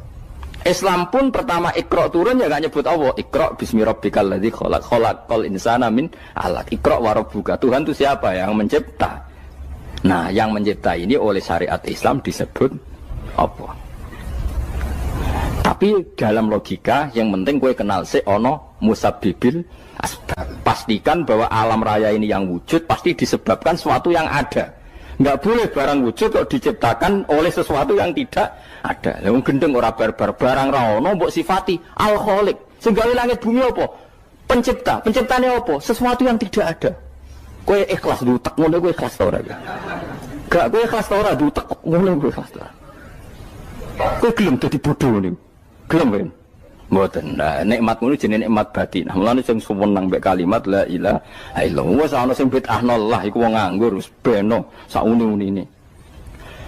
Tapi kadang memang kita berlebihan. Tahlilan ra barbar 40 dina ini ra barbar. Muga alasane wis disangoni akeh tahlil sedih lho sakake penggemar sing keselen sing rantuk sangu ya butuh cepet. Lani cara kula niki penting kula utara nggih. Kowe nek ora cocok tahlilan 40 dina wis ngomong ae kira cocok model harinya. Tapi ki aja menolak kalimat la ilaha illallah iku disifati Kanjeng Nabi kalimat thayyibah. Wong Nabi nyifati thayyibah, kalimat yang suci kok nyifati bid. Soal kira cocok wong sebut. Misalnya kamu bilang saja wong mati wis sangu amale lha apa didongakno barang. Nah kowe pengen ndonga ora usah ndonga. Wis ora usah biasa wae. Kula lah mbok dongakno ya ora seneng. Gak meyakinkan. Karo dene mlebu swarga butuh dongamu ora ono swarga fadhole pangeran apa mbok dongakno barang. Nah tapi kowe ndonga aku ya seneng. Senenge ya semau lah timbang nyanyi-nyanyi rame-rame sadok ndonga. Mbok mandi mbok ora pokoke ndonga. Saya ulang lagi ya. Makanya Quran itu melatih logika sampai seperti itu. Am khalaqus samawati wal ard bal la yuqinun. Sampai terus diulang-ulang. Am khuliqu min ghairi syai'in. Kalau mereka merasa Tuhan enggak apa-apa, tapi buktikan mereka ini wujud sendiri tanpa sebab. Atau begini, kalau mereka tidak tahu sebab pencipta langit bumi, mereka sendiri suruh yakin kalau mereka adalah penciptanya. Am humul khaliqun, enggak apa-apa. Ya tapi masih Abu Jahal gendeng lah, masih Abu Lahab ngawur lah, nak takoki, ya wes pangeran kowe wae sing gawe langit bumi. Penggemarnya saja pasti tertawa. Mosok Abu Lahab darani pencipta langit bumi, wong lahir wae ning bumi. Tapi Quran oleh nggo jawab, am khalaqus samawati wal ardo. Apakah mereka menciptakan langit bumi? Bala yuqinu, mereka pun tidak pernah yakin. Jadi itu pangeran. Makanya di mana-mana orang alim itu suka debat. Karena pangeran sendiri kalau menjelaskan kebenaran seringnya juga nantang debat. Kata Allah, Qul ara'aytum ma tad'una min dunillah aruni madza khalaqu minal ardi am lahum syirkun fis samawat. Enggak apa-apa mereka Tuhan kata Allah, tapi buktikan zaman langit diciptakan mereka memberi kontribusi apa? Apa urun bego, apa urun cagak, apa piye lah pas aku gawe langit iku dekne urun apa jare am lahum syirkun fis samawat. Misale urun apa lah? Urun tol ta urun apa lah. Itu pangeran. Mereka kan pasti menjawab enggak. Terus itu nih kita bimbing qobliyada. Kalau kamu nggak percaya Quran sebagai kitab, nggak apa-apa. Tapi buktikan kamu punya kitab tandingan. Nggak, mereka nggak punya juga. Atau gini, nggak usah Quran, nggak sakralan. Au atharotim min ilmin, atau kajian ilmiah yang membuktikan bahwa Yesus itu Tuhan, atau yang membuktikan bahwa berhala itu Tuhan. In kuntum shodiqin, nggak apa-apa. Kalau kamu benar buktikan. Nah itu makanya semua nabi itu punya kecerdasan. Karena tadi nabi kadung nantang itu nih kita bimbing qobliyada. Au atharatim min ilmin in kuntum shodiqin. Tapi sekarang orang alim soleh itu jarang. Yang ngono anggere wong soleh rapati ngalim, anggere sing alim biasanya rapati soleh. Lah kula termasuk rontok-rontok ya isih rontok soleh ya rontok, tapi lumayan masih menjaga hujjatullah tadi. Sebab itu ulama dulu mengajarkan Allah itu siapa? Disifati zat sing wajibil wujud. Karena alam ini kadung ada. Kalau alam ini kadung ada, pasti penyebabnya sesuatu yang wujud. Tapi kalau wujudnya mungkin bahaya. Wong sing gawe wae wujude terima mungkin bisa wujud bisa tidak. Makanya dipermanenkan yang gawe alam ini zat sing wajibil wujud. Sing wujudnya wajib. Wajib itu enggak bisa enggak pasti wujud. Nah, terus kita kenal itu namanya khaliq, itu musabbibil asbab, itu khaliqul asya. Lalu oleh Islam zat yang demikian itu disebut Allah. Terus jadi la ilaha illallah. Nah, orang yang bertauhid gini tentu punya kenikmatan batin yang luar biasa. Sehingga saya bayangkan nanti mati yang ngono biasa wae kan. Gusti zaman kula teng donya ora melok ngatur oksigen, ngatur nyawa, apa mati ndak ra ngoten. Mulai dari Sidina Ali, jenengan jenengan nak mati tambah pinter apa biasa? Ya biasa wae. Ning bumi yo ndelok kudrohe Allah, kok ning akhirat ndak ra padha wae ndelok kudrohe Allah. Mulane beliau masyhur guyonan beliau lau kusifal ghata mastatu yakinan. Soben aku nek mukasafah ning akhirat imanku yo ora tambah ya biasa wae, standar-standar wae. Maksudnya kue ning dunia ujung-ujungnya paling pokok ya menyaksikan kudratullah. Sebenarnya akhirat ujung-ujungnya paling pokok ya delok kudratullah. Ning dunia saiki Allah ya matlubi sing kita cari. Sebenarnya akhirat ya Allah matlubi. Paham ya? Artinya hukum dunia dan akhirat itu sama. Kita di dunia golek ridhanya Allah, ning akhirat ya golek napa? Ridhanya Allah. Lah nek soal kecil itu, tapi ning akhirat masalah Gus pun rokok masalah. Itu utang ditagih yo. Masalah, kere suwi ku yo masalah. Ya biasa jenenge makhluk anane masalah. Sing ora oleh di masalah pangeran. Pangeran duwe masalah. Biasa wae. Terus niki kula mulai saking penjelasan nggih kias ali. Kias ali itu analogi kias nggih, analog dados tengene ilmu-ilmu usul fikih itu ada kias itu kan kias aulawi dari bawah dikiaskan ke yang lebih apa atas. Ada kias setara namanya kias musawah setara. Ada kias fahwal khitab maknanya ya orang pasti sadar kalau maknanya seperti itu. Sampean saya kira beda. Jawab mohon biasa mau. Kudu pantes pinter pantes jawab. Kalau bolak-balik ngaji menerangkan. Kita ini hidup itu menjadi tahu apa malah menjadi tidak tahu gara-gara hidup. Nah, aku mari ke goblok sih, ora oleh. Gara-gara hidup menjadi tahu. Yo, ora sing bener gara-gara hidup menjadi tidak tahu. Kowe goblok itu sebab apa? Sebab tahu apa sebab tidak tahu? Wes gak polling gak apa-apa. Ayo 02 sik pir sebab tahu. Ini yang syukuran. Tahu. Hidup itu menjadi tahu menjadi tidak tahu. Menjadi tidak tahu. Oke, Mas. 01 ya. Oh. Menjadi tahu. Nah, gen tengah-tengah. Wong loro padha ora jelas ya, cara kowe. Ndak tahu. Berarti menang 0 piro. Biasa. Tawari ilmu hakikat ya. Jadi awal syaratnya jadi wali. Meskipun jadi wali ku yo angel tapi tak warai mukadimah ya napa. Jadi nak bar iki urung wali cek apa? Mukadimah. Ndak sekarang misalnya gini, saya mau minum teh. Jadi saya melihat teh. Terus saya minum teh. Karena saya fokus minum teh terus anak saya main di sekeliling saya, anak saya kecil misalnya. Terus jatuh. Saya ini dianggap bodoh kan?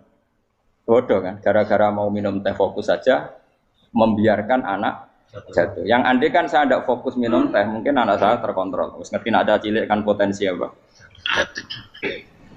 Begitu juga dunia.